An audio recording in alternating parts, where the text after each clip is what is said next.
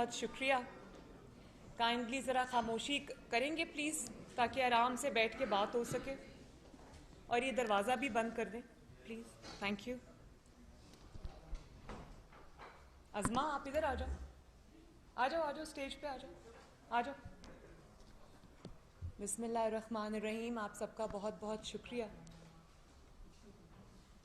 अभी मैं कोर्ट से आ रही हूँ, पासपोर्ट के लिए उन्होंने मुझे हैंड ओवर करने के लिए बुलाया था। तो मैं उन तमाम लोगों की शुक्रगुज़ार हूँ, चाहे वो मीडिया से हों, चाहे वो मेरी पार्टी से बिलोंग करते हों, या वो वकालत के शोबे से मुंसलिक हों, जिन्होंने मेरा भरपूर इसमें साथ दिया। ख़ुसूसी तौर पर मैं नाम ज़रूर लेना चाहूँगी अमजद परवेज़ साहब का, जो मेरे लॉयर रहे हैं। उन्होंने जिस तरह 5-6 साल मेरे मुकदमे हक़ और सच के लिए, जस्टिस के लिए जिस तरह वो खड़े रहे हैं, फ़ाइट किया उन्होंने, मैं उनके लिए उनकी भी बहुत शुक्रगुज़ार हूँ। पासपोर्ट केस में मैं सिर्फ ये कहना चाहती हूँ कि खुशी है मुझे इस बात की कि मुझे अपना पासपोर्ट 3 साल के बाद वापस मिल गया। लेकिन मैं ये सवाल तो मेरे जहन में उठते हैं कि वो पासपोर्ट रखा क्यों गया 3 साल, मुझे क्यों महरूम रखा गया मेरे बुनियादी हक़ से, जो कि एक citizen of as a citizen of Pakistan मेरा हक़ था। और मैं आज कौम को ये बताना चाहती हूँ कि क्या आप ये जानते हैं, क्या मेरी कौम जानती है कि जिस केस में मेरा पासपोर्ट रखा गया 3 साल लाहौर हाई कोर्ट में, वो केस मेरे ख़िलाफ़ कभी बना ही नहीं। ये वो केस है जब मैं 2019 में जलसे कर रही थी और मियां नवाज शरीफ की रिहाई के लिए जुलूस निकाल रही थी और आवाम को मोबिलाइज़ कर रही थी। तो ये फितना, जो फॉरेन फंडेड फितना, उस वक्त ये प्राइम मिनिस्टर था और उस वक्त ये एक पेज पे भी था।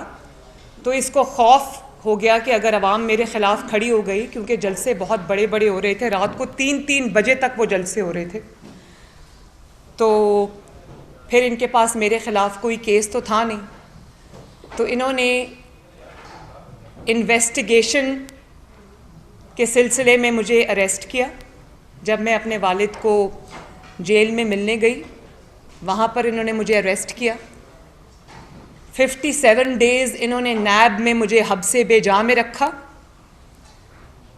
और नैब में किसी खातून को रखने का पहले कोई रिकॉर्ड ही नहीं है, कोई हिस्ट्री नहीं है, कोई मिसाल नहीं है, नैब को बनाया ही नहीं गया ख़वातीन के लिए। तो जब इन्होंने मुझे अरेस्ट कर लिया तो इनको समझ नहीं आई कि इसको कहाँ रखें, क्योंकि नैब में तो जो डिटेंशन सेल्स बने हुए हैं वो मर्द हजरात के लिए बने हुए हैं, और वो एक बैरक्स की तरह के हैं, वो एक ही उनके कॉरिडोर में वो होते हैं। तो फिर पकड़ तो लिया, केस भी कोई नहीं था, तो इन्होंने मुझे फिर रखा जो इनका डे केयर सेंटर है नैब के हेड ऑफिस में। वहाँ पर इन्होंने मुझे उसको खाली कराया। वहाँ पर इन्होंने मुझे 57 डेज़ हब्से बेजा में रखा।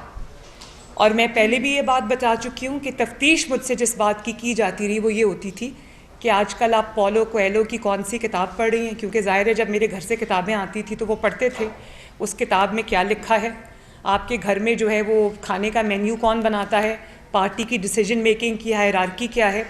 वो जो उनके वहाँ कर जो नायब का स्टाफ था, उनके जो दिल में दिमाग में सवालात थे, वो मेरी इन्वेस्टिगेशन में वो शामिल था। फिर मुझे जुडिशल कर दिया गया 57 डेज़ के बाद, और मुझे कोट लखपत जेल भेज दिया गया, जहाँ पर भी मैं कुछ मेरे ख्याल है तकरीबन 1.5 महीना रही होंगी। तो कुल मिला के ये 3 महीने से ज़ायद की, बल्कि शायद 3.5 महीने से ज़ायद की कैद थी। लेकिन इस पूरे अरसे में, और आज तक, उस बात को भी अब 3 साल हो गए हैं, आज तक मेरे ख़िलाफ़ वो केस रजिस्टर नहीं हो सका, नैब का वो रेफरेंस नहीं बन सका जिस रेफरेंस की आड़ में इन्होंने 3 साल मेरा पासपोर्ट रखा। बल्कि 3 साल सिर्फ पासपोर्ट नहीं रखा, 7 करोड़ रुपया भी रखवाया हुआ है। अब मैं उस केस की जो जिस उसमें रखा हुआ है, मैं उसकी क्वॉशमेंट के लिए भी इंशाल्लाह जल्दी एप्लीकेशन दायर करूँगी। बहरहाल वो एक सेपरेट इशू है। मैं कहते हैं कि हज़रत अली रज़ी अल्लाह ताला अन्हो का कौल है कि कुफ़र का निज़ाम चल सकता है, जुल्म का निज़ाम नहीं चल सकता। तो सबसे पहले तो मैं ये सवाल करती हूँ कि ये सवाल ये नहीं है कि 3 साल बाद पासपोर्ट क्यों मिला मुझे। सवाल ये है कि नाजायज़ तौर पे 3 साल में मेरा पासपोर्ट रखा क्यों गया अपने पास। इसी तरह पनामा केस में मेरी बरियत हुई, अल्लाह ताला का बड़ा शुक्र है। लेकिन आप जानते हैं ना, 2018 से लेकर 2022, बल्कि ये पनामा का जो मुकदमा है ये तो 2016 के आखिर में बना था। 6 साल मैं उस झूठे मुकदमे को भुगतती रही। 6 साल मेरे वालिद ने उस झूठे मुकदमे को भुगता। 150 से ज़ायद पेशियां हमने भुगती। सवाल ये नहीं है कि 6 साल बाद मुझे इंसाफ मिल गया और मैं बरियत मेरी कैसे हो गई। सवाल ये है कि 6 साल क्यों एक झूठा मुकदमा चला, उसको चलने दिया गया। और सब उससे पहले एक और सवाल आता है कि वो 6 साल पहले वो झूठा मुकदमा बनाया ही क्यों गया। तो आज कौम के सामने जवाब है। मुझे उन बातों में जाने की ज़रूरत नहीं है। जस्टिस शौकत अजीज़ सिद्दीकी साहब के जो इंकशाफात हैं वो पूरी कौम के सामने हैं। मेरी वो एप्लीकेशन जो जस्टिस शौकत अजीज़ सिद्दीकी साहब के बयानात की रोशनी में मैंने दायर की थी, 2 साल की मेहनत जिसमें कहा गया था, वो आज भी लाहौर इस्लामाबाद हाई कोर्ट के पास पड़ी है। तो वो चीज़ कभी ख़त्म नहीं होगी। वो जो हुआ है, जो फाउल प्ले हुआ है, जिस तरीके से ये मुकदमात बनाए गए, क्योंकि इमरान खान के पॉलिटिकल जो एक वर्दी पॉलिटिकल अपोनेंट था, ताकतवर फॉर्मिडेबल पॉलिटिकल अपोनेंट था, उसको मैदान से उठाकर बाहर किए बगैर इमरान खान इलेक्शंस नहीं जीत सकता था। तो ये सारा खेल रचाया गया। बहरहाल ये तारीख़ का हिस्सा है और हमेशा वक्त एक जैसा नहीं रहता। अगर वो पनामा का मुकदमा नहीं रहा और अगर ये जो झूठा पासपोर्ट जिसमें मेरा रखा हुआ था वो मुकदमा नहीं रहा, तो इंशाअल्लाह ताला ये भी एक दिन कौम के सामने पूरी हकीकत आकर रहेगी। क्योंकि ये तारीख़ का हिस्सा, इनको कोई मिटा नहीं सकता। अब इन सबूतों को कोई नहीं मिटा सकता, इन बयानात को कोई नहीं मिटा सकता। और मेरा पनामा का जो मेरा केस था, लोग कहते थे जाली ट्रस्ट डीड और ये उस पर तो मेरे पे मुकदमा बना ही नहीं था। ये भी कौम नहीं जानती। वो झूठ बोल बोल के, वो झूठी ट्रस्ट डीड वाली टी शर्ट्स पहन पहन के, कैलिबरी क्वीन कह कह के इन्होंने एक ऐसी बात घड़ी जिसका जो ये इन्होंने केस में रखा ही नहीं। केस में मेरे ऊपर जो केस बनाया जिसमें मुझे सज़ा हुई वो अबेटमेंट में थी, और वो कि जो क्राइम हुआ है उसकी अबेटमेंट में और एड करने के लिए मुझे एडर और अबेटर कहा गया और उस पर मुझे सज़ा हुई। कैलिबरी पर नहीं हुई, ट्रस्ट डीड पर नहीं हुई। ट्रस्ट डीड तो उठाकर अदालत ने फेंक दी बाहर। उन्होंने कहा कि ये ट्रस्ट डीड एक बहन और भाई के दरमियान है, इसमें किसी का क्या नुकसान होता है। बात ये थी कि उन्होंने कहा कि नवाज शरीफ साहब की प्रॉपर्टीज़ हैं ये, और ये साबित करने की कोशिश में 6 साल गुजर गए। एक कागज़ का टुकड़ा ये नहीं पेश कर सके अदालत में जिसमें ये कहा गया हो कि ये है कागज़ का टुकड़ा जिससे साबित होता है कि नवाज शरीफ साहब इन प्रॉपर्टीज़ के मालिक हैं। और वो जो मेरे दादा का कारोबार था 1930 से चलता हुआ, उसको ये कन्वीनियंटली माइनस कर गए। मेरे वालिद ने तो कभी कारोबार किया ही नहीं। वो मेरे दादा की खड़ी की हुई एम्पायर थी जिसको कन्वीनियंटली उस पर आंखें बंद कर ली। वो दादा से अगर पोतों को मिला या पोतियों को मिला या उनकी फैमिली को मिला तो वो तो बात कन्वीनियंटली खा गए। जजेस मेरे सामने ये बात बार बार नैब से कहते रहे कि कोई सबूत है तो दे दें, कोई एक कागज़ का टुकड़ा दे दें जो ये साबित करता हो कि ये प्रॉपर्टीज़ नवाज शरीफ की हैं और मरियम ने एड और अबेट किया उनको।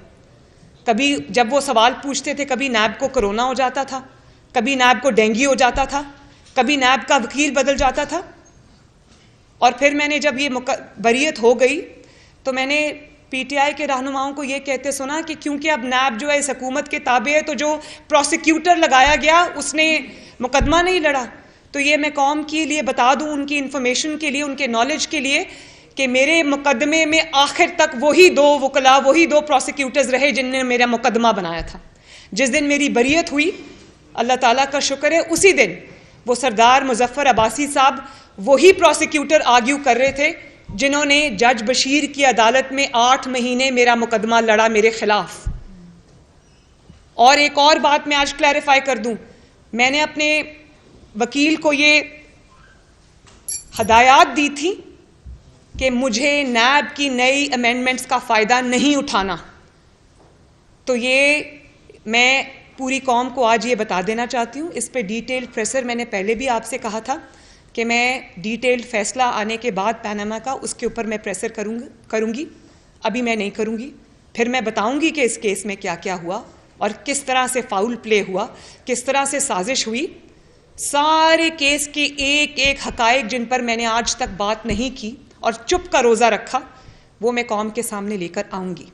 लेकिन मैं आपको ये बता दूं कि मुझे जो अमेंडेड लॉ है नैब का, जो नई अमेंडमेंट्स आई हैं, ना मैंने वो अवेल की हैं, ना उसके तहत मुझे रिलीफ मिला है।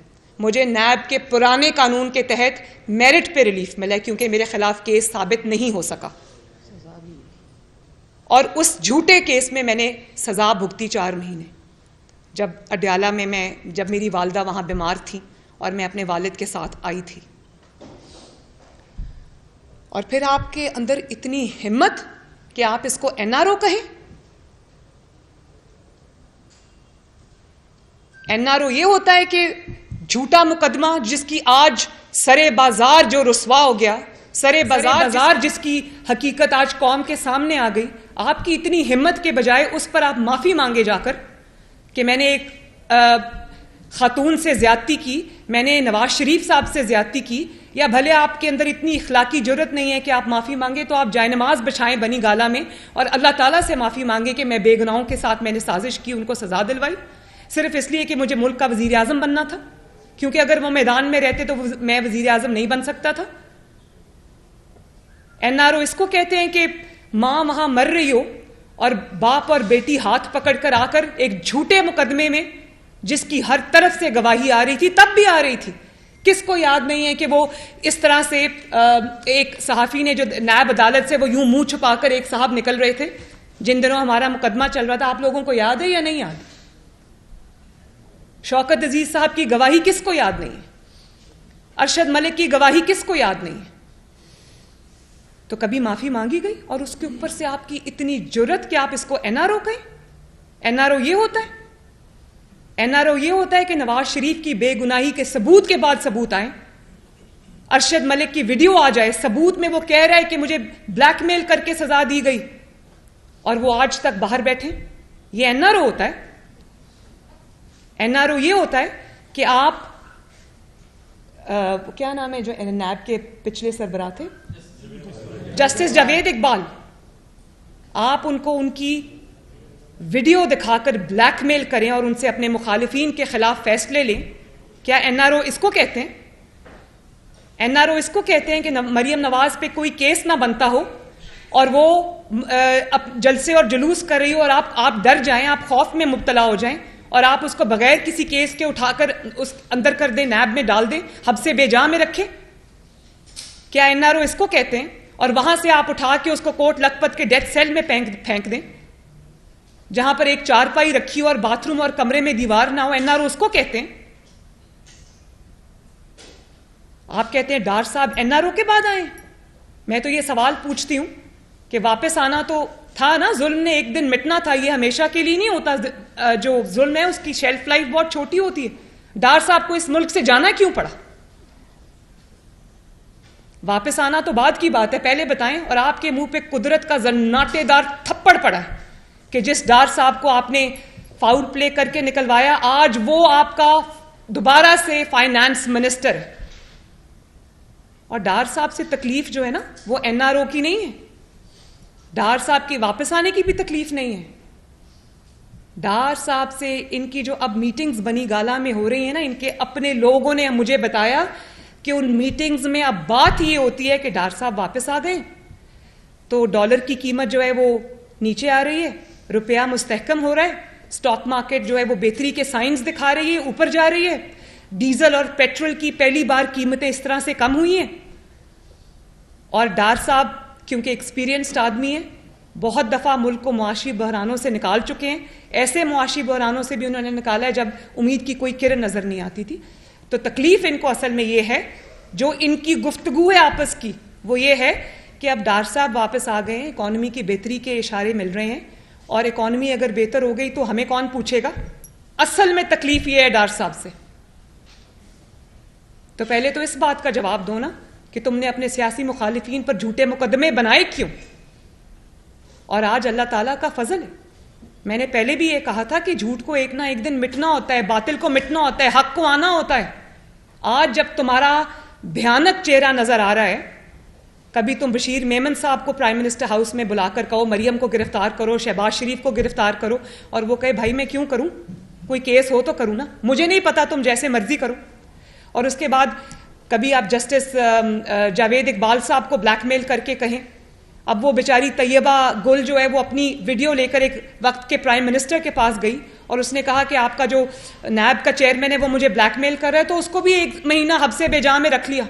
उससे वो वीडियो ले ली कि हाँ मैं एक्शन लेता हूं, और बाद में पता चला कि वो वीडियो दिखाकर वो जावेद इकबाल साहब को ब्लैकमेल करते रहे। ये तो इसके एहतसाब की असल हकीकत है।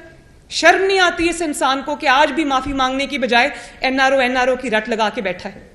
मैं बताती हूं तुम्हें एनआरओ क्या होता है। एनआरओ पता है क्या होता है? एनआरओ होता है जब तुमने अपने घर की बनी गाला, जिसका नाम मनी गाला है, उसकी रेगुलराइजेशन के लिए तुमने जाली डॉक्यूमेंट्स जमा कराए, और उस पर भी तुम्हारे साकिब और निसार ने तुम्हें सादिक और अमीन का सर्टिफिकेट दिया। सादिक वो सदाकत और अमानत की दास्तानें फिर पूरी दुनिया ने सुनी। एनआरओ उसको कहते हैं कि जब तुम्हें जिस दिन तुम्हें पंजाब गवर्नमेंट मिली, तुमने उसी दिन फराह गोगी के केस खत्म करा दिए। बल्कि जो पंजाब में ब्यूरोक्रेसी के तबादले किए वो किए ही इसलिए क्योंकि तुम फराह गोगी के केसेस पे पर्दा डालना चाहते थे। उसकी वजह यह थी कि फराह गोगी ने जो भी कमाया था उसकी फ्रंट वुमन वो पीरनी पिंकी थी और तुम थे। उसके सब फुटप्रिंट जो है वो जाते थे बनी गाला की तरफ। और जिसने कहा कि तुम्हारी नापियां एस्टैब्लिशमेंट चेंज करती है और वो पंजाब का सबसे बड़ा डाकू है, उसको तुमने चीफ मिनिस्टर पंजाब बना दिया। उसके बेटे को भी कल लाहौर हाई कोर्ट से रिलीफ मिला, जिस कोर्ट के पास इतने बड़े बड़े एफआईआर के पास सबूत है उसकी मनी लॉन्ड्रिंग के, उसके हक में कल फैसला आता है। इसको कहते हैं एनआरओ। तुम्हारे खिलाफ इतने बड़े बड़े केसेस हैं। पाकिस्तान की 75 साल की तारीख में तमाम बिठा लें आप हुक्मरान, किसी के खिलाफ मिला के इतना कोई केस नहीं होगा जो इसके खिलाफ है। फॉरेन फंडिंग में मुजरिम ये साबित हुआ, तोशा खाना में मुजरिम ये साबित हुआ, फराह गोगी केस में मुजरिम ये साबित हुआ। और आप ये देखें एनआरओ फराह गोगी को कैसे मिला। उसको रातों रात जहाज में बिठा के फरार करा दिया। एनआरओ उसको कहते हैं जो अलीमा बाजी को मिला, जिसने इकरार किया है कि उसने गुनाह किया है, लेकिन उसको किसी ने हाथ नहीं लगाया। एनआरओ इसको कहते हैं।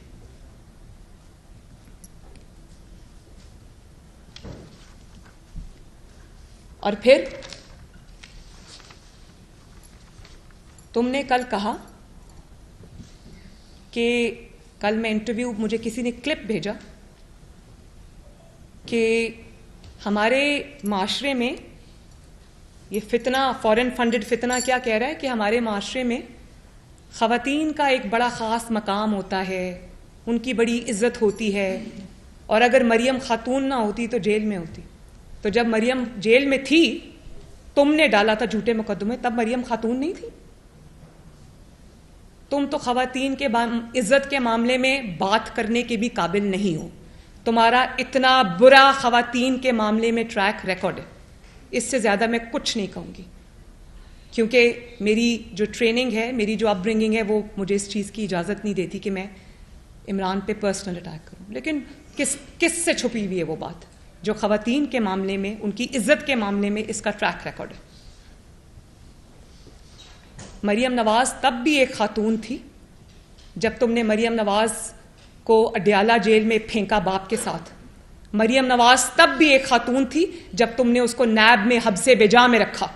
मरियम नवाज़ तब भी खातून थी जब तुमने उसको कोट लखपत जेल में उसके जलसों से डरकर तुमने डेथ सेल में फेंका, सजाए मौत की चक्की में रखा। मरियम नवाज़ तब भी खातून थी जब उसको तुमने छह साल तुमने अदालतों में धक्के खाने पर मजबूर किया।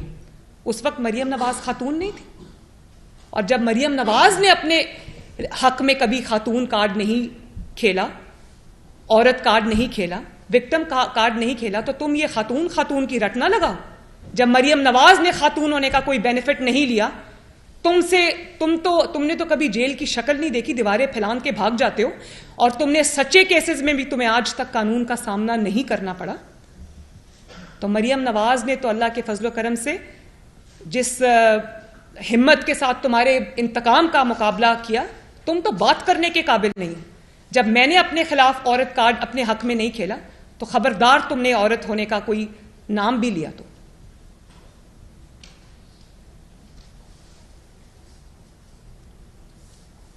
और फिर जब तुमने मुझे मेरे बाप के सामने गिरफ्तार किया, खवातीन के साथ इस तरह करते हैं। उस वक्त मैं खातून नहीं थी, या खातून सिर्फ वही है जो बनी गाला में छुप के बैठी हुई है? वो हीरो की अंगूठियां लेकर भी आज, हीरो के सेट लेकर भी आज अपने घर के कंफर्ट में है। मैं तो 6 साल से सड़कों पे हूं, लेकिन कुदरत का अपना टाइमिंग भी होती है, कुदरत का अपना तरीका होता है सच्चाई को सामने लाने का। और जिस तरह इंसान आजमाइश से गुजरकर जब सुरखरू होता है, उस बात का मजा ही और है। मैं तो कुदरत की, अल्लाह ताला की शुक्रगुजार भी हूं और हैरान भी हूं। मुझे कोई अफसोस नहीं, मैं आज भी विक्टिम कार्ड नहीं खेलती। जो मेरी ट्रेनिंग मेरे मुखालिफिन ने पिछले 6 साल में कराई है, मैं खुद भी, मेरा पूरी फैमिली पार्टी मिलकर मेरी ये ट्रेनिंग कराती तो कभी नहीं हो सकती थी।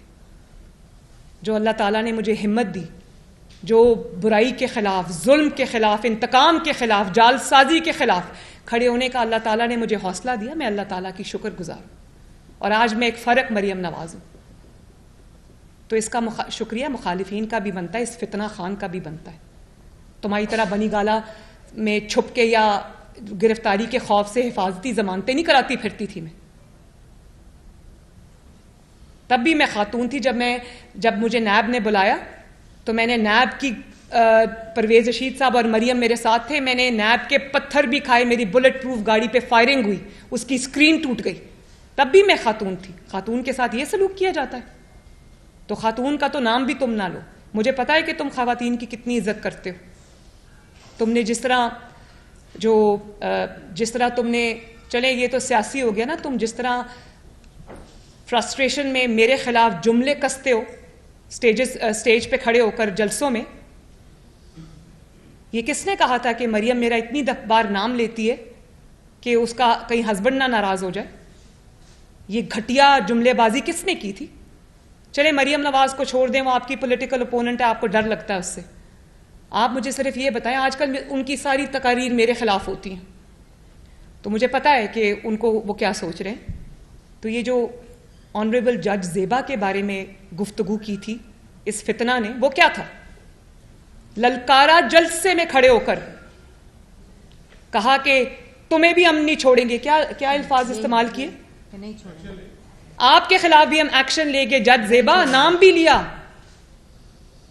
और उनको कल उसके अंदर माफ़ी मिल गई। तो बात यह है कि अतर मिनल्ला साहब की मैं बहुत इज़्ज़त करती हूँ, एहतराम करती हूँ एज अ जज भी। तो उन्होंने माफ़ी दे दी, बड़े दिल का मुजाहरा किया, दरगुजर का मुजाहरा किया। लेकिन मैं अदलिया से बड़े अदब से ये कहना चाहती हूँ कि ये फराख दिली का मुजाहरा जो है ना, इस किस्म के शैतानी जहन के इंसान के साथ नहीं किया जाता। अगर आप इस किस्म के इंसान को माफ़ करेंगे, जिसका काम ही यही है कि पहले जलसों में खड़े होकर बदतमीज़ी करो, जुमले कसो, इल्ज़ाम लगाओ, भले बाद में वो इल्ज़ाम का धड़न तख्ता हो जाए, लेकिन वो बहुत सालों से यही करता आ रहा है। और जब कानून के शिकंजे में गर्दन फंसती हुई नजर आए तो जाके माफ़ी मांग लो। और आपका क्या ख्याल है कि जब वो जज ज़ेबा से माफ़ी मांगने गए थे, तो वो इसलिए माफ़ी मांगने गए थे कि उनको लगा था उनसे गलती हुई? उनका ट्रैक रिकॉर्ड उठा के चेक कर लें। वो जज ज़ेबा साहिबा से माफ़ी मांगने इसलिए गए थे कि उनको पता था कि अगर मैंने ये माफ़ी नहीं मांगी तो मैं डिस्क्वालीफाई हो जाऊंगा, मैं तौहीन अदालत में डिस्क्वालीफाई हो जाऊंगा। तो ये माफ़ी उन्होंने अपनी जान बचाने के लिए मांगी। और जज ज़ेबा साहिबा की जो तौहीन हुई है, उसकी कभी माफ़ी देने से पहले जज ज़ेबा साहिबा से पूछा कि इसको माफ़ी मिलनी चाहिए या नहीं मिलनी चाहिए? क्या आपको अंदाज़ा है कि ऐसे शख्स को जब माफ़ी मिलती है तो आप किस चीज़ को फ़रोग दे रहे हैं पाकिस्तान में? फिर अब किसके मुंह पे फिल्टर लगा होगा? कोई भी जलसे में खड़ा होकर उठ के किसी खातून को गाली दे, डराए, धमकाए, झूठा इल्ज़ाम लगाए, बुली करे और उसके बाद जाके माफ़ी मांग आएगा, फिर सबको माफ़ी देनी पड़ेगी। फिर तलाल चौधरी साहब को जिन्होंने कुछ नहीं किया उनको भी माफ़ी देनी पड़ेगी। फिर जो दानियाल अजीज़ साहब है उन्होंने भी कुछ नहीं किया, उनको भी माफ़ी देनी पड़ेगी। फिर निहाल हाशमी साहब को भी माफ़ी देनी पड़ेगी। और उनको माफ़ी मिलनी भी चाहिए क्योंकि उन्होंने कुछ नहीं किया, वो सियासी लोग हैं। इस शैतान को आपने माफ़ी दी तो इसका मतलब है कि आइंदा ये यही करेगा। वो और ज़्यादा इम्बोल्डन हुआ है आज। उसको पता है कि जो चाहे कर लो, बाद में जाके माफ़ी मांग लो।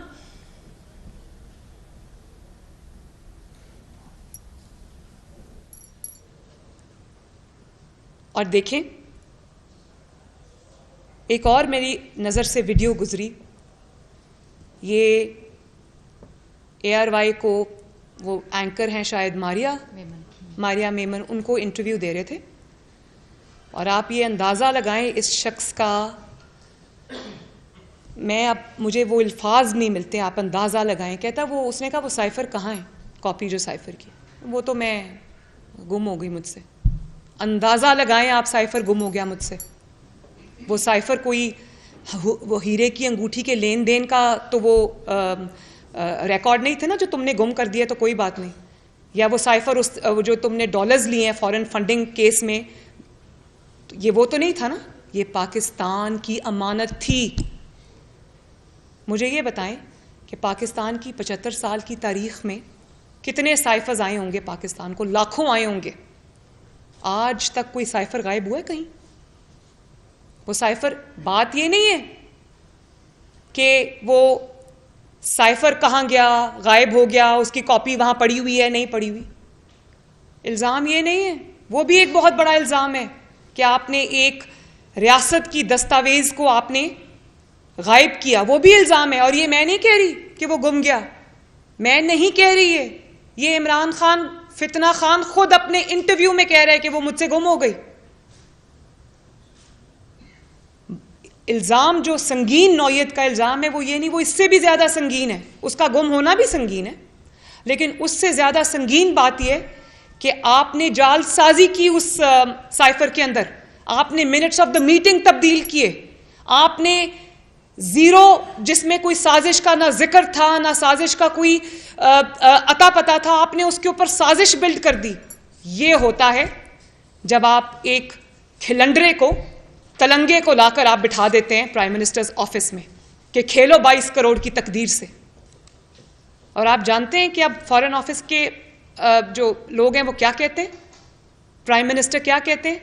अब जो बैनुल अक़वामी दुनिया है, इंटरनेशनल वर्ल्ड है, दुनिया के ममालिक हैं, वो पाकिस्तान को साइफ़र भेजने से आज डर रहे हैं कि उनको पता नहीं है। वो कहते हैं कि हमें ये पता नहीं है कि इस साइफ़र के साथ क्या होगा, इसके मिनट्स तब्दील करके इसको साजिश बना दिया जाएगा।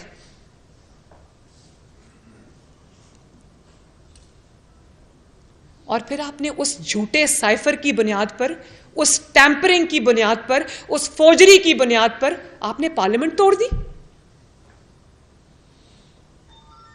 और रोना धोना शुरू कर दिया। जब आप झूठ बोलते हैं, साजिश घड़ते हैं, तो ये तो फिर होना था ना, आपने रोना था, क्योंकि झूठ की शेल्फ लाइफ नहीं होती। और उस पर आपकी इतनी हिम्मत कि आपने टैक्सला के जलसे में खड़े होकर जो बातें आपने की, जिस किस्म के रकीक हमले आपने इंस्टीट्यूशंस पे किए, आपको शर्म आनी चाहिए। मैं आपको अभी कुछ वीडियोस दिखाती हूँ और आप वो वीडियो देखें, उसके बाद हम बात करेंगे। लगाएं जी वीडियो।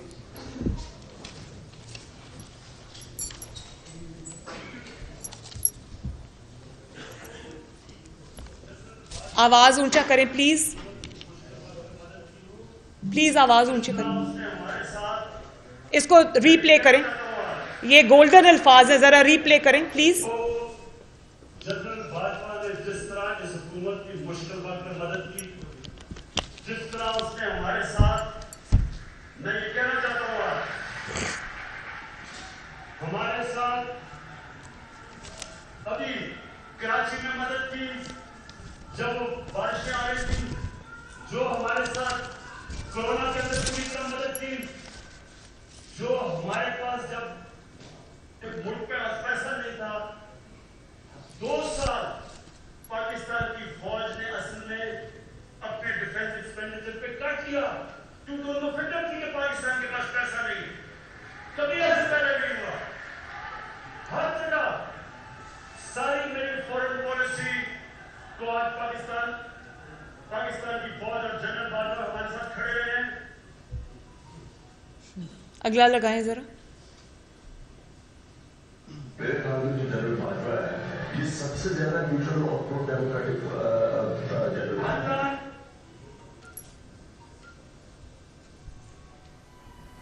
जो इन चोरों को रोक सकते थे, जो इस साजिश को कामयाब होने से रोक सकते थे, मेरा सबसे सवाल है कि क्या आप अगर ये समझते हैं कि कौम आपको माफ कर देगी, कि आप कहती हम न्यूट्रल हैं, कौम नहीं माफ करेगी। तीसरा, क्या आप माफ करेंगे उन लोगों को जिन्होंने टाकों को आने दिया? क्या मेरी बहनों मुझे बताएं, क्या आप अपने चौकीदार को माफ करेंगे? नहीं। अगर आपके घर पे डाका पड़े और चौकीदार कहे मैं न्यूट्रल हूं, आप माफ करेंगे? मुल्क तबाही की तरफ जा रहा है, माशत तबाह कर दी, लोगों का महंगाई की दलदल में फंसा दिया, और इन चोरों को ऊपर बिठा के इनके केसेस माफ हो गए, और हम कहेंगे मैं तो न्यूट्रल हूं। मुल्क तबाही की तरफ जा रहा है, कौम सब उन लोगों की तरफ देखती है, उम्मीदवारों की तरफ देखती है जो इनको रोक सकते थे, इन चोरों को, और जो ये देख रहे हैं कि एक के बाद दूसरा कोई साकार आ गया। मैं सारी कौम के सामने कह रहा हूं कि जब तक इससे डील नहीं हुई और इसको ताकतवर हलकों ने इसको एनआरओ की डील नहीं दी, उन्होंने इसको दिलासा नहीं दिया कि फिक्र ना करो तुम्हें नहीं पकड़ा जाएगा, तब तक वो कीकर कभी नहीं आ सकता था पाकिस्तान। जिसका पूरा करियर डील्स के ऊपर चलता हो, जालसाजी पर चलता हो, खुफिया मुलाकातों पर चलता हो, वो शख्स ये आज इसहाक डार पे इल्ज़ाम लगा रहा है। उस पर मैं बात कर चुकी हूँ, लेकिन आपने पहली 2 वीडियोस देखी जिसमें ये फितना जो है ये तारीफ़ कर रहा है, अफवाज पाकिस्तान की, जनरल बाजवा की तारीफ़ कर रहा है। और आखिरी वीडियो आपने देखी है परसों टैक्सला के जलसे की वीडियो है। तो इन 2 वीडियोस में क्या फ़र्क है? उसमें इक़्तिदार और कुर्सी का फ़र्क है। जब इक़्तिदार में थे तो जनरल बाजवा भी बहुत अच्छे थे, आर्म्ड फोर्सेस भी बहुत अच्छी थी, अफवाज पाकिस्तान भी बहुत अच्छे थे, क्योंकि वो हर चीज़ में इनकी मदद करते थे, क्योंकि उन्होंने हर चीज़ में इनको सपोर्ट किया, तो वो बहुत अच्छे थे। और अब ओनली 6 months अपार्ट आज की गुफ्तगू सुन लें जो टैक्सला के जलसे में किए। फ़र्क क्या है? फ़र्क सिर्फ ये है कि अब ना इक़्तिदार रहा ना कुर्सी रही। फ़र्क ये है कि एक पहला शख्स है पाकिस्तान की तारीख़ का जिसने न्यूट्रल जैसे लफ्ज़ को गाली बना दिया, उसको इल्ज़ाम बना दिया। क्यों बनाया? न्यूट्रल लफ्ज़ को जो आपका आइन कहता है, जो आपका कानून कहता है, आपने उसको गाली क्यों बना दिया? क्योंकि आपकी नैपीज़ बदलने से इनकार हो गया। आपकी बैसाखियां जिस पे आप 4 साल खड़े रहे, 2011 में जो बैसाखियां आपको मिली वो आपसे ले ली गई, क्योंकि आप उन बैसाखियों के भी अहल नहीं थे। आप इतने नाअहल और नालायक शख्स थे कि बैसाखियां भी आपको खड़ा नहीं कर सकी। भाई इतनी आपको, अगर आप हर रोज़ कहते हैं मैं बड़ा मकबूल हूँ, तो अगर इतनी मकबूलियत पे आपको अपनी मकबूलियत पे आपको इन्हिसार है, तो क्यों बार बार न्यूट्रल से फरियादें कर रहे हैं? क्यों बार बार उनको मजबूर कर रहे हैं कि वो अपने हल्फ से पीछे हटें और आके आपकी मदद करें? ये स्टेटमेंट्स नहीं है, ये दुहाइयाँ हैं जो वो दे रहे हैं कि खुदा के वास्ते मेरी आंख बन जाएं, मेरे नाक बन जाएं, मेरे हाथ बन जाएं, जैसे कि 2018 के इलेक्शंस में वो बने थे। ये एक ही शख्स की गुफ्तगू है, ये दो अशखास की गुफ्तगू नहीं है, ये दो लोगों की गुफ्तगू नहीं है, ये एक ही शख्स की गुफ्तगू है जिसका नाम इमरान खान है। फ़र्क सिर्फ ये है कि जब तारीफ़ें थी तो वो इक़्तिदार में था, जब अटैक्स कर रहा है तो वो इक़्तिदार से बाहर आ गया है। ये है इस शख्स की हकीकत। आज इसको इक़्तिदार में वापस डाल दें तो ये तारीफ़ें करनी शुरू कर देगा। आप इसकी नैपीज़ बदलना शुरू करें तो ये तारीफ़ें करनी शुरू कर देगा। आप इसके मुखालिफिन को उठा उठा के कंटेनर्स में बंद करें, उनके ऊपर झूठी मुकदमे बनाएं, उनको इंतखाबी मैदान से बाहर करें तो ये तारीफ़ें शुरू कर देगा। आप इनकी नाक बन जाएं, आंख बन जाएं, हाथ बन जाएं, उस हाथों से लोगों को मारें, इसके मुखालिफिन को मारें और ये इसके लिए मैदान खाली करें तो ये आपकी तारीफ़ें करेगा। और वो शख्स जो रात को ऐवान सदर के अंदर खुफिया मुलाकातें करता है, NRO मांगता है, जब NRO नहीं मिलता तो बाहर खड़े होकर जलसे में बदतमीज़ी शुरू कर देता है। और आप ये देखें कि तनकीद अगर जायज़ हो, किसी दायरे में हो, तमीज़ के दायरे में हो, इशू बेस्ड हो, तो मुझे उस तनकीद से इख्तलाफ नहीं है। लेकिन आप सिर्फ ये देखें कि वो क्या तालीम दे रहे हैं। वो ये कह रहे हैं कि क्या तुम इन चौकीदारों को छोड़ दोगे, क्या तुम इंस्टीट्यूशंस को छोड़ दोगे? मतलब वो चौकीदार जो हैं, अगर वो वतन की जो बॉर्डर्स हैं उनकी हिफाजत छोड़ के वो बनी गाला की हिफाजत करना शुरू कर दे तो फिर चौकीदार ठीक है? बनी गाला में हीरों की हिफाजत करना शुरू कर दें। इतने ऑनेस्ट ऑफिसर्स को आपने सिर्फ इसलिए बाहर निकाल दिया क्योंकि उन्होंने ये कहा था कि आपकी जो वाइफ है पिंकी पीरनी साहिबा जो है, बतौर प्राइम मिनिस्टर आपके ऑफिस में उन्होंने जाके कहा था कि वो हीरों के हार रिश्वत में ले रही है, तो आपने उनको वहां से निकाल दिया। और जब आपको NRO नहीं मिलता तो आप इस तरह से रोना धोना शुरू कर देते हैं, बदतमीजी शुरू कर देते हैं। और आप तालीम क्या दे रहे हैं? वही जो आपने PTI के लोगों को, अब मरियम औरंगजेब के साथ जो लंदन में हुआ, क्या आप लोगों को तरगीब दे रहे हैं कि जो सिपाही अपनी जानें कुर्बान करते हैं सियाचिन बॉर्डर्स पे खड़े होकर, आज भी जो जंग है, इसकी जो दहशतगर्दी की जो जंग है, उसमें आज भी जवान भी अपनी जानें दे रहे हैं, ऑफिसर्स भी अपनी जानें दे रहे हैं।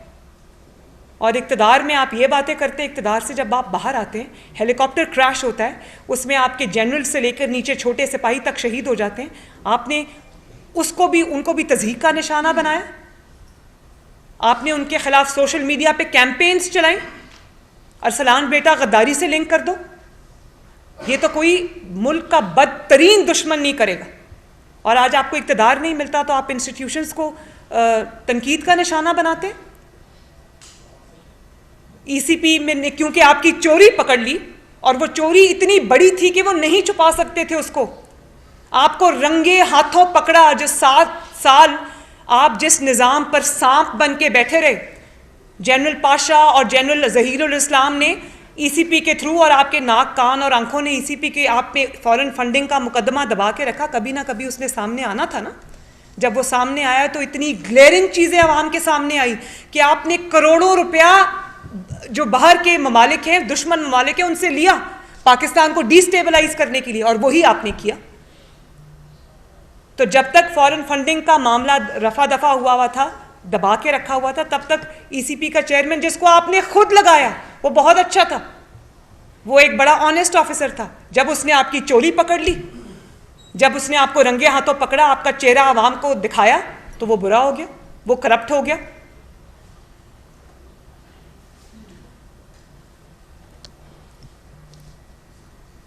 तो आपको मेरा ख्याल है कि वो वाले न्यूट्रल्स चाहिए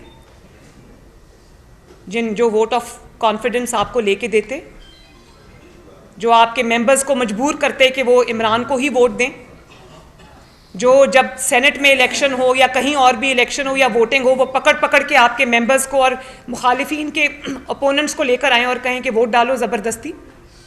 आप किस बात के लिए रो रहे हैं? जो तुम्हारे मुकदमात पर, तुम्हारे जराइम पर, तुम्हारे कसूर पर पर्दा डाले, वो ऑनेस्ट है, वो ठीक है, और जो तुम्हें रंगे हाथों पकड़े, तुम्हें एक्सपोज करे, वो करप्ट भी है, वो गलत भी है, उसके गिरबान को भी पकड़ना है। तो मुझे इस बात का शदीद अफसोस हुआ है कि आप सोचें, जब इसने जो बदतमीज़ी की है टैक्सला के जलसे में, जहाँ इसने कहा है कि क्या आप उन चौकीदारों को माफ़ कर देंगे, मेरी बहनें माफ़ कर देंगी, तो वो जो सियाचिन में खड़ा सुन रहा है, जब उस तक ये बात पहुंचेगी, जो सरहदों की हिफाजत पे मेरे भाई और बेटे खड़े हैं, जब उन तक ये बात पहुंचेगी तो उनको क्या पैगाम मिलेगा, उनके दिल पर क्या गुजरेगी? हर चीज़ को आपने अपनी घटिया सियासत की नज़र करना है तो आपको शर्म आनी चाहिए।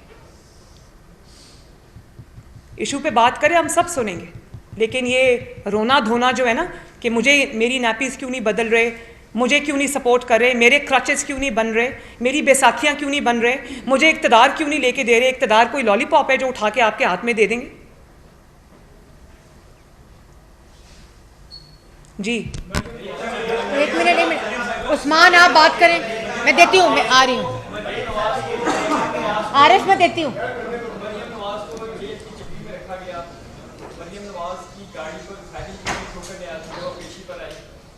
का खाना खिलाया गया, कराची में आपके होटल पर जिस कमरे में क़याम था वहाँ पर अटैक किया गया, मियां नवाज के सामने आप गिरफ्तार किया गया। जो लोग तोड़ना चाहते थे उनके लिए क्या पैगाम है? तो दूसरा असेंबली का हिस्सा कब बन रहे हैं? मियां नवाज के बारे में ये कहा जा रहा है कि आपके साथ वो नवंबर में आ रही है, दिसंबर में आ रही है। अल्लाह ताला करे कि वो मेरे साथ वापस आएँ, और अब उनको कब वापस आना है इंशाअल्लाह ताला, क्योंकि मेरे केस के थ्रू, केस वो मेरा था लेकिन उससे ज़्यादा बेगुनाही मियां नवाज़ शरीफ की साबित हुई है, क्योंकि मियां नवाज़ शरीफ पर केस ही ये था कि जिस केस में वो बेचारों उनको सज़ा मिली है, उन पर केस ही ये था कि प्रॉपर्टीज़ उनकी हैं जो उनकी नहीं निकली। और आज ये जो एनआरओ का राग अलाप रहा है ना, मुझे सिर्फ ये बताएं कि मैंने एक केस किया हो पैनामा का, उस वक्त तो बड़ा अदालतों में जाकर, जब पैनामा का केस सुप्रीम कोर्ट में चल रहा था, पूरी पीटीआई इमरान खान समेत फ्रंट रोज पे टांग रख के बैठी होती थी, और अपने मनपसंद सहाफ़ी भी वहाँ बिठाए हुए थे। तो उस वक्त तो जाके रोज़ केस सुनते थे। अगर आपके पास आज कोई सबूत होता, मैंने इमरान पे कोई केस किया होता, तो मैं तो, जब जज बार बार सबूत मांगते रहे, तो मैं तो जाके कहती कि ये जज साहब ये सबूत पकड़े, सजा दें। नवाज शरीफ के खिलाफ, मेरे खिलाफ तो जज साहब बार बार सबूत मांगते रहे, वो सबूत नहीं मिला।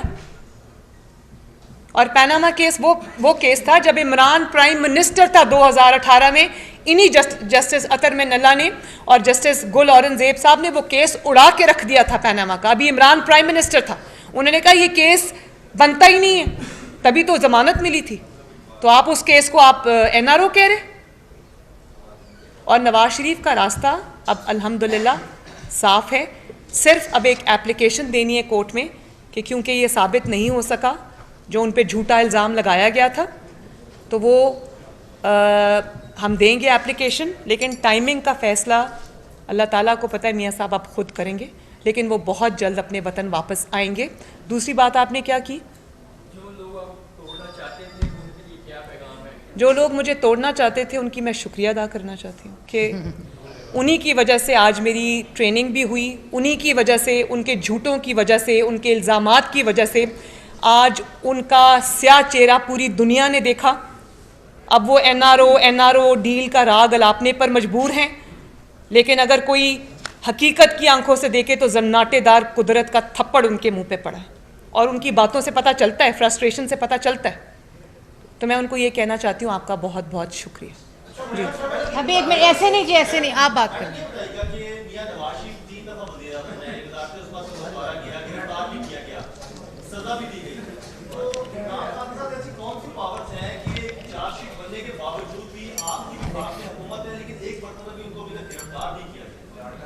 देखें मेरी बात सुने, नहीं मैं लाडला वाडला कुछ नहीं, मैंने कहा था कि वो जनूबी पंजाब का होगा, लाडला हमारा नहीं है, लेकिन अगर लाडलेपन ने वो जनूबी पंजाब को भी ये दिन दिखा दिया है कि वो बेचारे को खुद समझ नहीं आ रही कि वो क्या करे, तो इमरान खान साहब के नाम के साथ नहुसत जुड़ी है। जो उनके साथ उनको सपोर्ट करेगा उसको भी मुँह छुपाने की जगह नहीं मिलेगी। जहाँ तक आपने ये बात की कि क्या सवाल क्या था आपका, बड़ा ज़रूरी। हाँ हाँ, आपने कहा कि उसको पकड़ते क्यों नहीं। देखिए, एक तो मुझे बड़ी खुशी हुई कि अतर मिन्नल्ला साहब ने उनको माफ़ी दे दी, क्योंकि मैं नहीं चाहती कि वो तौहीन अदालत के मुकदमे में पकड़ा जाए, क्योंकि ये बहरहाल इसकी तौहीन तो हुई, माफ़ी मिली है, तौहीन तो हुई है, और जज साहब मुझसे बेहतर जानते होंगे जिन्होंने बड़ा दिल किया। मैं नहीं चाहती कि इसकी इस किस्म के मुकदमे में इसकी पकड़ हो। इसके ऊपर बहुत संगीन किस्म के ना सिर्फ इल्ज़ामात हैं, बल्कि उन इल्ज़ामात के इतने बड़े बड़े सबूत मौजूद हैं कि ये दुनिया, पाकिस्तान क्या, ये दुनिया की किसी अदालत से नहीं बच सकता। फॉरेन फंडिंग केस आप ले लें, इस पर साबित हुआ कि इसने पाकिस्तान की दुश्मन ताकतों से पैसा लिया, ना सिर्फ पैसा लिया, लाखों डॉलर लिए, उनको अपनी जेब में डाला, मुलाजमों के नाम पर वो मंगवाए, अपने जमात के अरकान के नाम पर मंगवाए, और उसके बाद अपने दस्तखतों से मंगवाए। और कहो दस्तखत मुझे नहीं पता था मैं कर रहा हूँ, बड़ी अच्छी बात है जी, आप क्लास 4 में पढ़ते हैं, आपको पता नहीं चला कि किसने आपसे दस्तखत करा लिए। और उसके बाद आपने मिस डिक्लेरेशंस की।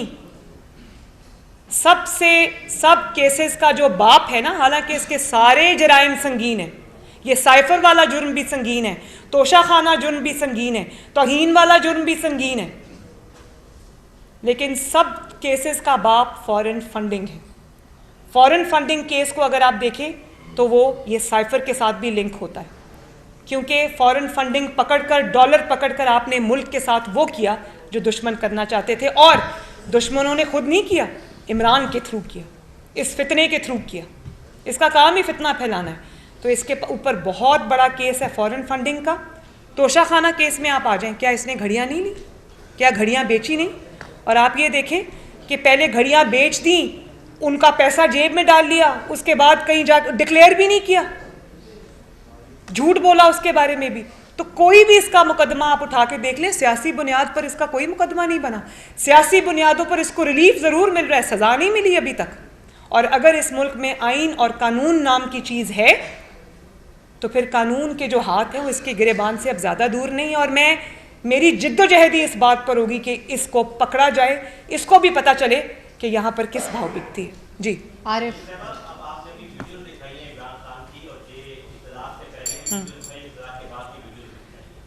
आप लोग भी जब इक़्तिदार में नहीं थे तो इसी तरह की तनकीद इदारों के ऊपर करते रहे, वो सब भी सरहदों के माफिज थे, और इसी तरह नवाज शरीफ उनके ऊपर अपनी तनकीद करते रहे हैं और ये कहते रहे हैं कि हम आपसे पूछेंगे क्या मरीम नवाज ने और नवाज शरीफ ने उन्हीं एस्टैब्लिशमेंट का भी कुछ सरबराह है? क्या मरीम नवाज ने और नवाज शरीफ ने उनसे पूछा कि ये कैसे 2018 का इलेक्शन चोरी हुआ था? दूसरा आपसे सवाल ये भी है, 1 मिनट पहले एक सवाल का जवाब देखें। जो बात ये फितना करता है और जो बात हम करते हैं उसमें बुनियादी फ़र्क है, बहुत बड़ा फ़र्क है। आप दो चीज़ों को कंपेयर नहीं कर सकते। नवाज शरीफ साहब क्या कहते थे? नवाज शरीफ साहब ये कहते थे कि आप इस फितने को लेकर आए हैं, इस फितने ने मुल्क की मईशत तबाह की है, इस मुल्क के साथ उसने खेला है। वो जो कहता है ना मैं इस पे सिर्फ खेलना है, तो उन्होंने यही कहा इस मुल्क की तकदीर के साथ उसने खेला है। आज भी जो IMF की शराइत पर हम महंगाई जो हो रही है और जो मईशत का हाल है वो वहीं पर जाता है, उसके सिरे भी इस फितने से मिलते हैं। तो नवाज शरीफ साहब ने कहा कि ये ना करें, ये जो सियासत है ये आपका काम नहीं है, ये आप छोड़ दें सियासतदानों पर और आप अपने आइनी और कानूनी रोल तक महदूद हो जाएं। ये क्या कह रहा है? फितना क्या कह रहा है? फितना ये कह रहा है कि नवाज आप अपने आइनी रोल से इनहराफ करें, आप वो जो पाकिस्तान के आइन और कानून ने रेड लाइंस लगाई हैं आप वो क्रॉस करें, मेरी मदद करें, मेरी बैसाखियाँ बने, मेरे आंख बने, मेरे नाक बने, मेरे हाथ बने, मेरे मुखालिफिन को मारे, तभी मैं आपको मानूंगा, वरना मैं आपको नहीं मानता। ये है बुनियादी फ़र्क। इस फ़र्क को जान के जियो।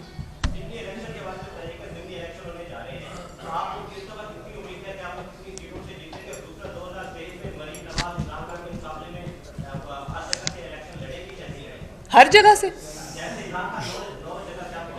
हमारी पार्टी है। नहीं, मेरी बात सुने कि नहीं, मरियम नवाज को पागलों की तरह ये अपने आप को प्रूव करने की क्या ज़रूरत है कि मैं हर जगह से मैं खड़ी हो जाऊंगी। मेरी माशाल्लाह एक बड़ी वेल एंट्रेंच्ड पार्टी है जिसकी जड़ें अवाम के अंदर है, जो पानी का बुलबुला नहीं है जिसको किसी पाशा ने ज़हीर ने लॉन्च कर दिया और आंखें कान ने उसको RTS बिठा दिया। तो जब इंतखाबी मैदान में हम आएंगे, हमारे पास बल्कि एक एक जगह से 3-3, 4-4 उम्मीदवार हैं भाई, उसी में हम फैसला कर ले तो बड़ी बात होगी इंशाल्लाह। सवाल करें। वालेकुम अस्सलाम।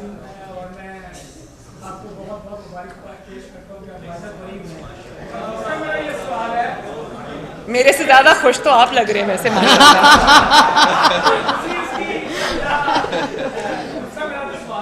स्वीट। हमारे रोजनामा पाकिस्तान और रोज भी चैनल के इश्तिहार 2 महीने से बंद किए हुए हैं और प्रेशर डालने का अपने रिपोर्टर को कहा कि खबरें पसंद नहीं आ रही, और ये पंजाब में अजीब ही एक रवायत पैदा हो गई है और अपोजिशन भी पंजाब में से खामोश है, कुछ नहीं बोल रही। तो उसके बारे में आप क्या कहना चाहिए कि पंजाब में ये कौन सी हुकूमत बैठ गई है कि जो जिनको सामने आती है और वो कहते हैं कि इनको रिजार्व है और शराब की बंद है। इब्राहिम देखें, पंजाब में जब अदालती हुकूमत आएगी तो वो यही करेगी, अवामी हुकूमत आती है तो वो ये नहीं करती। इसी तरह जब 2018 में इमरान को इंस्टॉल किया गया पाकिस्तान में बतौर वज़ीर आज़म, तो वहाँ पर भी जितने ये पिछले 5 साल में सहाफ़ियों के साथ जितनी ज़्यादतियाँ हुई हैं, जिस तरह उनको गोलियाँ मारी गई, जिस तरह उनको घरों से उठाया गया, जिस तरह उनको तशद्दुद का निशाना बनाया गया, जिस तरह उनको नौकरियों से निकाला गया, जिस तरह चैनल मालिकान को उठाकर नैब में बंद किया गया, उनके खिलाफ मुकदमे बनाए गए। तो ARY के खिलाफ तो कोई मुकदमा नहीं बन रहा, ARY की किसी शख्स को गिरफ्तारी नहीं हो रही, हालांकि होनी चाहिए, बहुत बड़े बड़े जराइम किए उन्होंने। लेकिन जब आप गैर सियासी लोगों को लाके बिठाते हैं अदालती हुक्म के ज़रिए तो फिर ऐसा ही होता है। मरियम ज़रा देखना क्यों इनके इश्तिहारात बंद है क्या? अच्छा, जब ऐसा करते हैं कि जब इंशाअल्लाह ताला मुस्लिम लीग नून पंजाब हुकूमत में वापस आएगी तो खोल देंगे।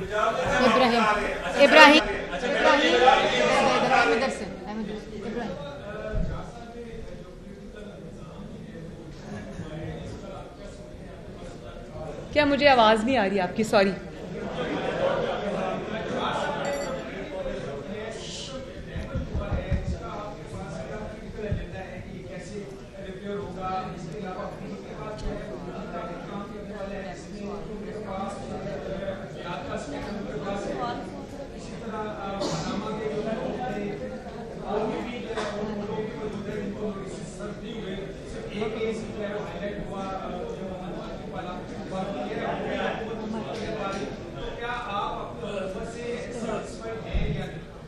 नहीं, मैं सेटिस्फाइड नहीं हूँ, मैं सेटिस्फाइड नहीं हूँ। और मैं एक और बात बताऊं कि जहाँ तक मुल्क की तरक्की का सवाल है, मुल्क की स्टेबिलिटी का सवाल है, तो मुल्क को खारजी महाज पे कोई ख़तरा नहीं है। इस मुल्क के अंदर बहुत पोटेंशियल है माशाल्लाह। इस मुल्क को ख़तरा सिक्योरिटी से नहीं है, इस मुल्क को ख़तरा इंस्टेबिलिटी से।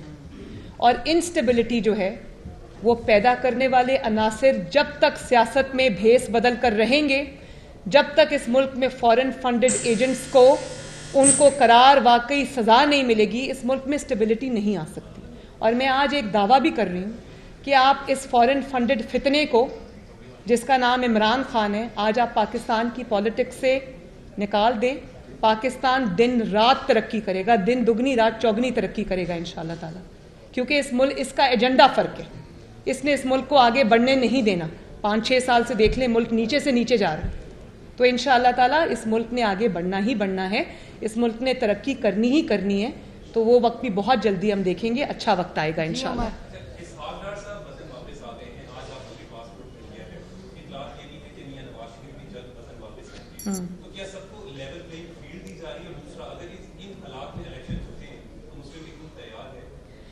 उमर, आपने बड़ा अच्छा सवाल पूछा। लेवल प्लेइंग फील्ड तो अभी हमें हुकूमत में रह के भी नहीं मिली। लेवल प्लेइंग फील्ड ऐसी होती है कि नवाज शरीफ साहब बेगुनाह होते हुए भी सजा याफ्ता है आज भी।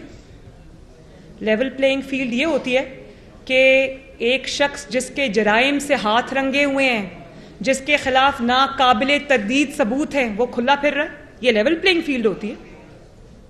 लेवल प्लेइंग फील्ड देखें, आप ये नहीं कह सकते कि मिट्टी डालो जी आगे चलो, नहीं, जीरो पे आना पड़ेगा। पहले जीरो पे कैसे आते? जो कुछ नवाज शरीफ को भुगतना पड़ा, जो कुछ नवाज शरीफ की जमात को भुगतना पड़ा, वो इसको भी भुगतना पड़ेगा।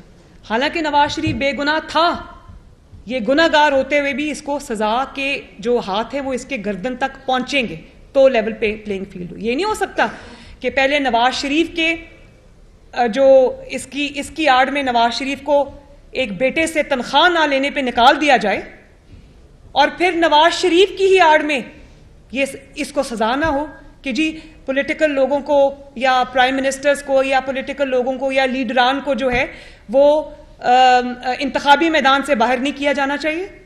नवाज शरीफ को बाहर करते वक्त ये शिक याद नहीं आई थी या ये बात याद नहीं आई थी? लेवल प्लेइंग फील्ड तो सिर्फ तब होगी जब इंसाफ होगा, और अगर इंसाफ होता है तो इमरान खान आपको मुल्की सियासत में दूर दूर कहीं नजर नहीं आता, जेल की सलाखों में हमेशा के लिए पड़ा नजर आता है। और ना सिर्फ इमरान खान नहीं, वो गोगी, पिंकी, पीरनी और वो जो मानिका खानदान है जिन्होंने ये मिल के पाकिस्तान पे डाका डाला है, हीरों के हार लिए हैं, अंगूठियां ली हैं, जमीनें ली हैं, वो सब आपको सलाखों के पीछे नजर आएंगे। और ये होना चाहिए। ये कोई हमारे मर्जी की बात नहीं है कि इसको छोड़ दो और इसको पकड़ लो, ऐसा नहीं होगा।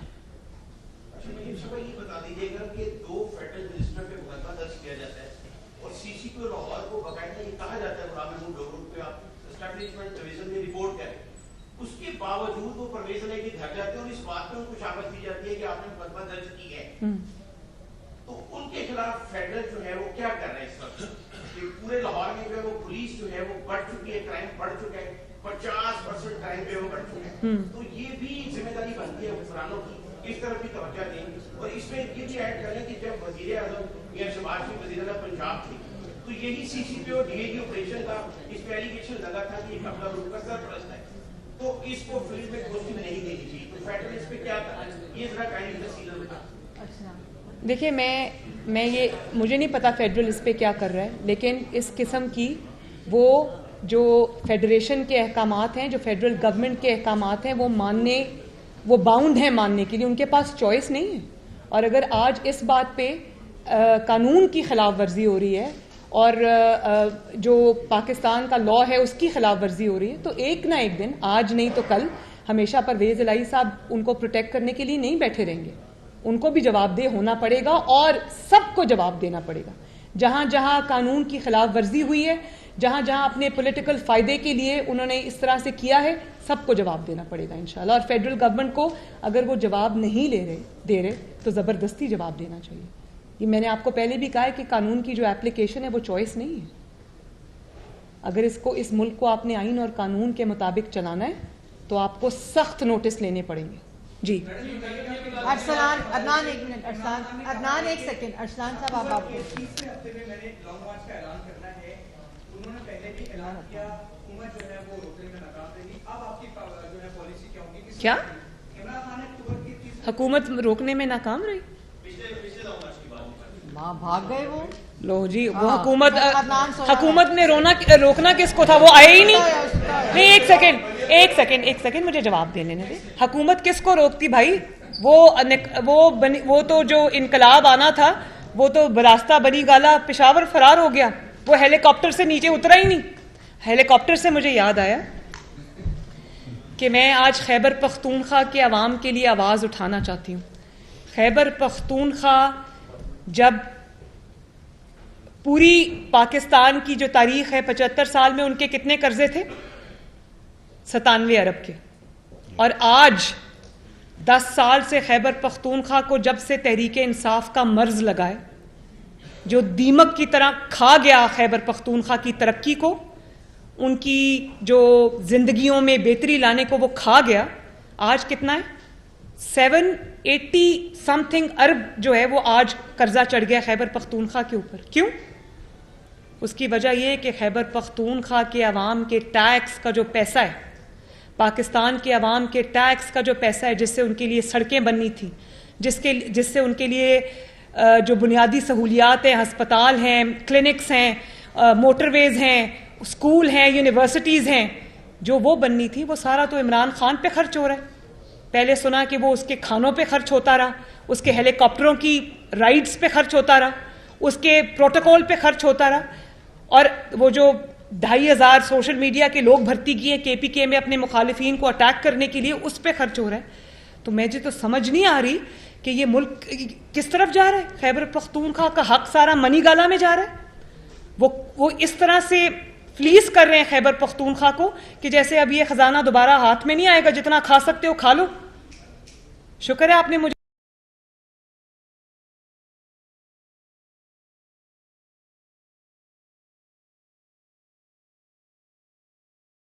ये जो इमरान खान के पेट में जा रही है।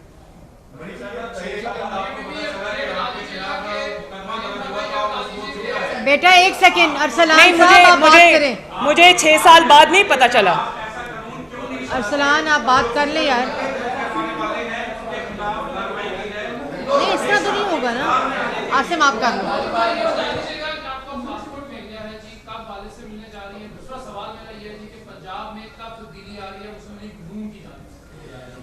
अच्छा, ये भी मुझे बात करनी थी। मैं इंशाअल्लाह ताला जल्द जा रही हूँ। पासपोर्ट मुझे आज मिल गया, अल्लाह ताला का शुक्र है। मैं 3 साल से नवाज शरीफ साहब से नहीं मिली। जब से मेरे वालदा की वफ़ात हुई है, मैं अपने भाइयों से, हसन और हुसैन से नहीं मिली। वो आ नहीं सके, मैं जा नहीं सकी। तो ये जुल्म के हिसाब हैं जो देने पड़ेंगे। तो अब मुझे इंतज़ार नहीं हो रहा कि मैं कब जाऊँ और अपने वालिद से मिलूँ। और मैंने पहले भी एक बात बताई थी कि मुझे कुछ अरसे से मेरी एक सर्जरी ड्यू है, जो कि पाकिस्तान में नहीं होती क्योंकि वो बहुत रेयर डिज़ीज़ है। मैंने पाकिस्तान में बहुत पता किया, वो सर्जरी वहाँ नहीं होती। तो वो सर्जरी भी मुझे करानी है। और इंशाअल्लाह फ़ाइटिंग फ़िट होके आऊँगी और इस फितने का इंशाअल्लाह ताला कला कमा करेंगे और मुस्लिम लीग नून को फ़तह की तरफ लेकर जाएंगे इंशाअल्लाह ताला। पंजाब गवर्नमेंट, मैंने आपको पहले कहा है, अदालती हुकूमत है, एक ना एक दिन ख़त्म होना है इंशाअल्लाह, जल्दी होगी। ये बताइएगा कि इमरान खान का कोई भी नैरेटिव वो झूठा हो या सच्चा हो, वो इतनी महारत के साथ प्रिंट करता है कि वो आवाम में पजीराई मिलती है, उसे टॉक ऑफ द टाउन बन जाती है। लेकिन आप और आपकी जो दूसरी लीडरशिप है, उनका बयानिया इतना ही स्ट्रॉन्ग क्यों रहा, तो वो उससे वो पजीराई नहीं मिल पाती। इसकी क्या वजह है कि ये कोई कम्युनिकेशन गैप है लीडरशिप के दरमियान और आपके वोटर के दरमियान, या हिकमत अमली का फुकदान है, या कि लोग आप पे ट्रस्ट नहीं करते, जो उस तरह से बिलीव नहीं करते जैसे कि उसके बयानियों को एक्सेप्ट करते हैं। जो बयानिया है उसको, उसकी कामयाबी को नापने का आपके पास क्या मेजर है? क्या आज जो फैसले आ रहे हैं वो इमरान खान के बयानिए के मुंह पे थप्पड़ नहीं है? इलेक्शन है, 15 सीटें उन्होंने, क्या आज जो मैंने आपको, एक सेकंड, वो उनकी अपनी सीटें थी भाई, उसमें से भी 5 हमने जीत ली इंशाअल्लाह ताला। मुझे ये बताइए, जो मैंने आज आपको 2 वीडियोस दिखाई हैं, एक उनके हुकूमत में होते हुए और एक हुकूमत के बाद की, क्या ये उनके बयानिए के मुंह पे थप्पड़ नहीं है? हाँ, सिर्फ एक बात है, आज जो इसहाक डार साहब वापस आए, क्या वो उनके बयानिए के मुंह पे थप्पड़ नहीं है? तो बात ये है कि एक जरूर क्रेडिट मैं उनको देती हूं, और वो ये है कि वो बहुत डटाई के साथ और किसी भी शर्म के बगैर झूठ बोलते हैं। मुस्लिम लीग नून झूठ नहीं बोलती, लेकिन मुस्लिम लीग नून इनके झूठों को, ये जो आज इन्होंने साइफर का झूठ बोला और उसके बाद खुद का साइफर गुम हो गया, बाद में ऑडियो आ गई कि इसके साथ सिर्फ खेलना है और मिनट्स तब्दील कर दो, क्या ये बयानिया जो साजिश का घड़ा था उसके मुंह पे थप्पड़ नहीं? आप कैसे कहते हैं वो बयानिया कामयाब हो गया? थोड़ी देर के लिए आप थोड़े लोगों को बेवकूफ़ बना सकते हैं, लेकिन हमेशा के लिए हर किसी को बेवकूफ़ नहीं बना सकते। आज आप कल उनको कह रहे थे कि इनसे अच्छा कोई सिपा सालार नहीं है, इस फौज से अच्छी कोई फौज नहीं है। आज आप ये कह रहे हैं कि ये मीर जाफर हैं, मीर सादिक हैं, न्यूट्रल्स हैं। न्यूट्रल को आपने गाली बना दिया, इनको मारो, इनको पकड़ो, इनको माफ़ नहीं करना। तो ये बयानियों के मुंह, मतलब वो बयानिया किसका था? ये एक ही शख्स के बयानिए हैं। नवाज शरीफ साहब ने तो कभी किसी को मीर जाफर नहीं कहा, मीर सादिक नहीं कहा, न्यूट्रल को गाली नहीं बनाया।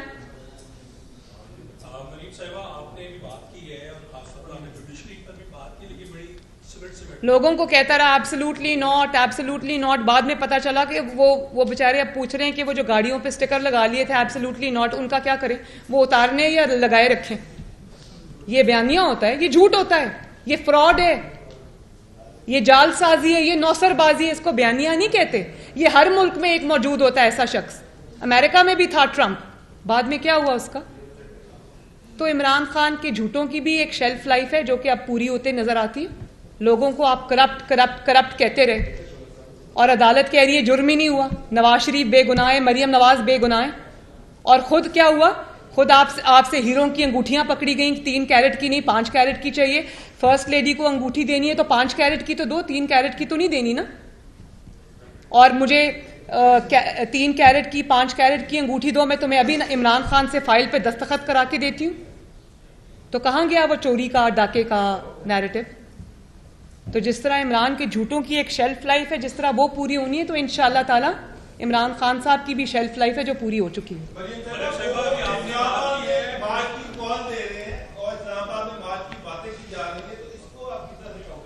इसी में ऐड कर लें कि पॉलिटिकल 2018 से पॉलिटिकल जुडिशियल एक्टिविज्म शुरू हुआ।